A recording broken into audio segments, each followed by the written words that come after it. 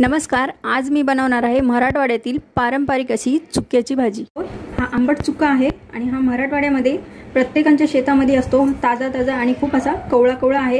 हे देठ वगैरे मी नाही काढले, एकदम कवळे आहेत। हे स्वच्छ साफ करून मी धुवून घेतलेला आहे आणि कुकरमध्ये इथे 1 वाटी डाळ घेतले। हे मुगाची डाळ आहे आणि या वाटीने वाटीभर घेतलेली आहे। तर या डाळीमध्ये आपण इथे टाकूयात हे शेंगदाणे। मी मोठा 1 चमचा इथे शेंगदाणे घेतलेले आहेत। हे सुद्धा याच्यासोबत शिजतील आणि खूप खाताना दाताखाली खूप छान लागते। आणि इथे मी 7-8 हिरवी मिरची, 1 चमचा जिरं आणि आलं घालून हिरव्या मिरचीचा ठेचा वाटून घेतला। मिरची आपल्याला झणझणीत इथे घ्यायचे। ही भाजी जरा तिखट खूप मस्त लागते। हे सर्व इथे टाकून घेऊया। मी छान साफ करून घेतलेलं आहे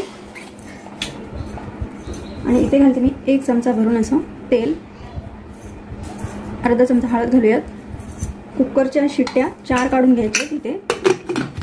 आता इथे आपल्या आंबट चुक्याच्या भाजीच्या 4 शिट्ट्या काढून घेतलेल्या आहेत। तिथे बघू शकता खूप मस्त असा शिजलेला आहे आपला चुका आणि डाळ आणि वास पण सुद्धा खूप मस्त आंबूस येते छान। आणि आता आपण याला फोडणी देऊन घेऊया। यावरती कढई ठेवून आपण इथे 2 चमचे तेल घातले। तेल आपण छान गरम करून घेऊया। तेल गरम झालं की इथे अर्धा चमचा मोहरी घालूया। मोहरी आपण छान अशा कडकडून घेऊया। मोहरी छान अशा फुलल्या तर आपण जिरं घालूया तिथे 1/2 चमचा। जिरा आणि मोहरी आपण छान असं फुलून घेऊया। आता इथे आपले मोहरी आणि जिरे छान असे तडतडलेले आहेत। तर इथे घालूयात आपण चुटकीभर हिंग आणि लगेच आपल्याला इथे लसणाची पेस्ट घालायची।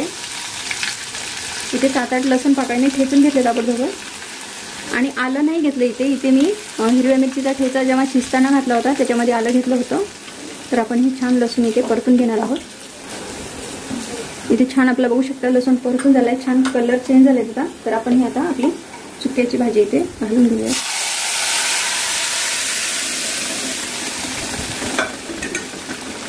हे सगळं आपण इथे मिक्स करणार आहोत।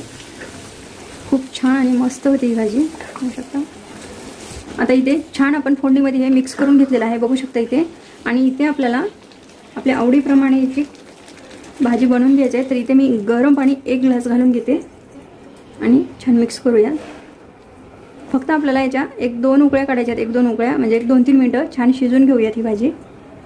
आता इथे आपण या स्टेजला आल्यानं इथे मी एक छोटासा कांदा कट करून घेतलेला आहे आणि याच्या फोडी करून घेतल्या छोट्या छोट्या।